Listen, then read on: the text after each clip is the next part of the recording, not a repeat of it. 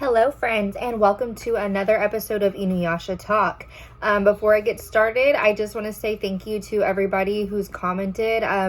Starting to have it pick up a little bit as far as, people interacting with me, and that's huge. It's something that I wanted, and I just want to appreciate all the views. I thought I was ever going to get more than like 50 views, and some of my videos have got up to like 300. One of them's 400, so that's 400 something, so that's great, and really just warms my heart, makes me feel good. So thank you so much, and let's get started. We're going to be talking about my top 10 favorite Inuyasha characters. I'm going to explain why, and in the comments you can also let me know what your top 10 are. Let's get started.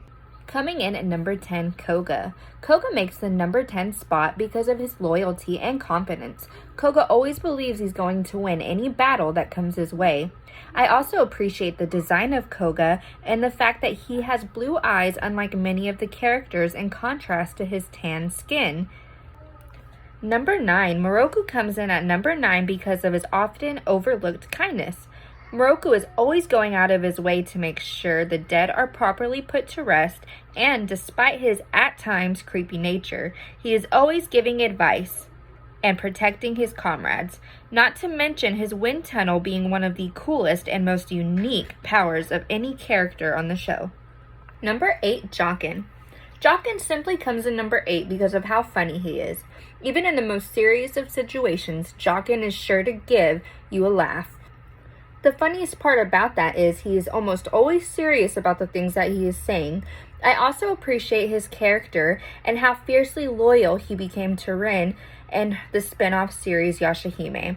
I also enjoy Jokin's character design because he appears demon instead of human, like many of the main characters in the series. Number 7, Kagra. Kagra is one of my favorite characters from the show because of her tragic circumstances.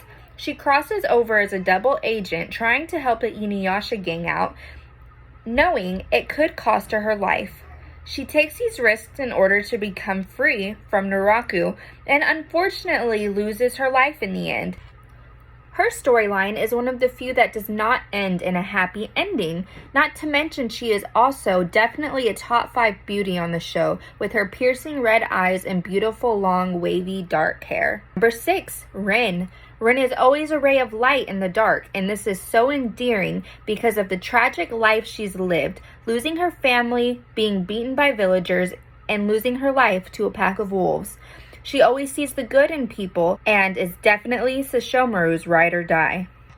Number 5, Sango. She is definitely a fan favorite of many for being one of the few women characters that can also kick the men's butts on the show. She is kind and gentle, but once the kimono comes off and the Demon Slayer outfit comes on, she's quite ruthless and definitely a force to be reckoned with. Number 4, Kikyo. This character is one of my absolute all-time favorites of any anime because she is often so mysterious and her beauty is classic yet haunting at the same time. She is so powerful and is respected because of it. Her story is the saddest in the series, and despite spending her life in service to others, she is often deprived of being able to love and experience true friendships. This is all so endearing because of the end of her story. She still loses her life, but remained pure at heart. Number 3, Sesshomaru. He is possibly the strongest character of this series and has the biggest character arc change in it.